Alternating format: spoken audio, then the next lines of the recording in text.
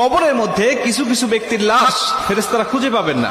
ফেরেশতারা কবরে আসবেন, আসার পরে দেখবেন যে কিছুক্ষণ আগে যে মাইয়াতকে দাফন করা হলো সে মাইয়াতের লাশ কবরের মধ্যে খুঁজে পাচ্ছেন না।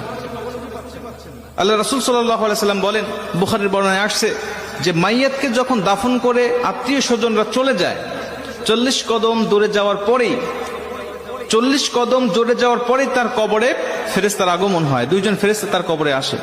বুখারীর এক বর্ণনায় আসছে, আল্লাহ রাসূল সাল্লাল্লাহু আলাইহি সাল্লাম বলেন, আব্দু ইদা বুদিয়া ফি কবরিহি, যখন কোন বান্দাকে কবরের জগতে রাখা হয় তখন ওই বান্দাকে কবরে রেখে তার আত্মীয় স্বজন পাড়া প্রতিবেশীরা যখন চলে যায়, জুতার আওয়াজ এখনো শোনা যাচ্ছে কবর থেকে, তখনও ওই ফেরেশতারা তার কবরের মধ্যে উপস্থিত হয়ে যায়। ঠিক তখনই যখন কবরের মধ্যে ফেরেশতারা উপস্থিত হয়ে যায়, উপস্থিত হওয়ার পরে কিছু কিছু কবরে এসে দেখবেন যে কবরের মধ্যে লাশ খুঁজে পাওয়া যাচ্ছে না। ফেরেশতারা ডাক দিয়ে বলবেন, কি ব্যাপার? কিছুক্ষণ আগে একজন ব্যক্তির লাশ রাখা হলো, লাশটা গেল কোথায়? তারা তাকিয়ে দেখে যে বিশাল আকৃতির একটা পাখি কবরের মধ্যে শুয়ে আছে বা দাঁড়িয়ে আছে বা বসে আছে। পাখিকে উদ্দেশ্য করে ফেরেশতারা ডাক দিয়ে বলেন, পাখি, একটু আগে অমুকের সন্তান অমুক নামে একটা মাইয়াতকে এই কবরে রেখে গিয়েছে, ফুলান ইবনে ফুলান, অমুকের সন্তান অমুক এই কবরের মধ্যে শায়িত করা হয়েছে, সেই লাশটি গেল কোথায়? তুমি কি দেখেছো? পাখিটি ডাক দিয়ে বলবেন, হ্যাঁ আমি দেখেছি। কোথায়? বললেন, সে আমার ডানার তলে ঘুমাচ্ছে, আরামের ঘুম, প্রশান্তির ঘুম দিয়েছে, আমি তাকে কবর থেকে জাগ্রত করব না।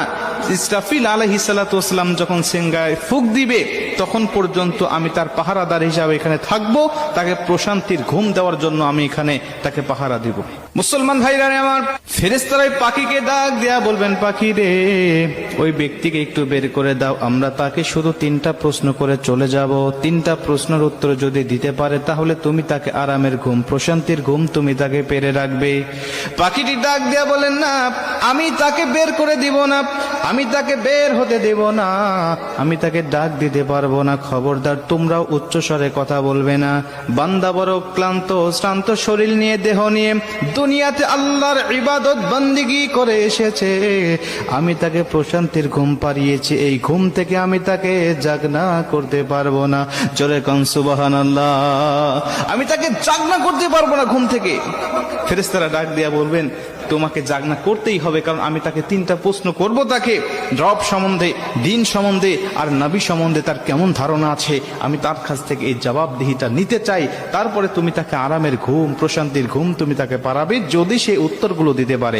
আর যদি না দিতে পারে তাহলে তার কবরটা হবে জাহান্নাম, জাহান্নামের গর্ত, তাকে জাহান্নামের বিভিন্ন আযাবগুলো ভক্ষণ করতে হবে।